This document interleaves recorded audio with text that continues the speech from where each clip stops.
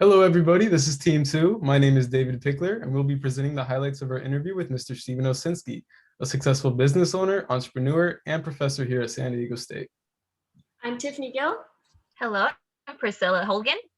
Hello, my name is Jacinta Molina. Hi, my name's Caitlin Nguyen. And hi, I'm Alex Rooney. All right. When we had a chance to sit down and speak with Mr. Steven Osinski, he was so gracious and allowed us to really pick apart his brain and ask any questions we wanted. There was nothing off limits, which was very fortunate for us. We could learn from all of his experiences.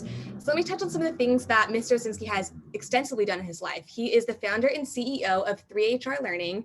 He's also the founder of SDSU's Women in Leadership Conference, which has brought in speakers from all around the world to help SD students continue to learn and grow. And he's also a marketing professor at SDSU. So Mr. Osinski has left his impact on both SDSU's campus and on the business world in many different ways. It was a pleasure getting to meet Mr. Steven Osinski and learning about his strengths and weaknesses in his leadership journey. He has been involved in various industries over the years and have aided him in his growth as a leader. He has demonstrated that he is a courageous leader who is not afraid to put in the work and lead by example. In our interview, we admired mostly his humility in speaking about his strengths, and he advised us to always keep our ego on check.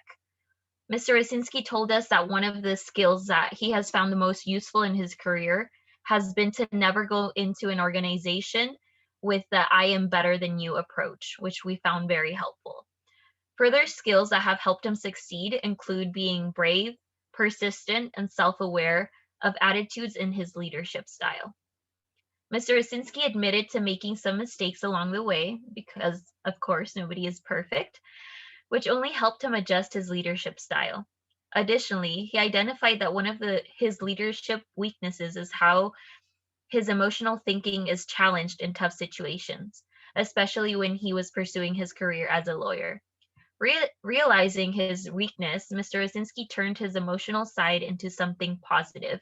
He pivoted his career into advertising, where he could use his emotions to his advantage.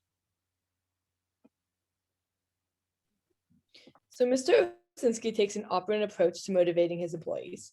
During our interview with him, he mentions that every person has a hot button, which is something that's important to them and that will motivate them. And most people's hot buttons will be different. To learn what each person's hot button is, Mr. Osinski gets to know his employees on a personal level. For example, in sales, to get a sales agent to meet or exceed their quota, they offer them their dream vacation trip to Hawaii. It is effective in that it is rewarding good behavior, making it so that good behavior will be repeated in the future.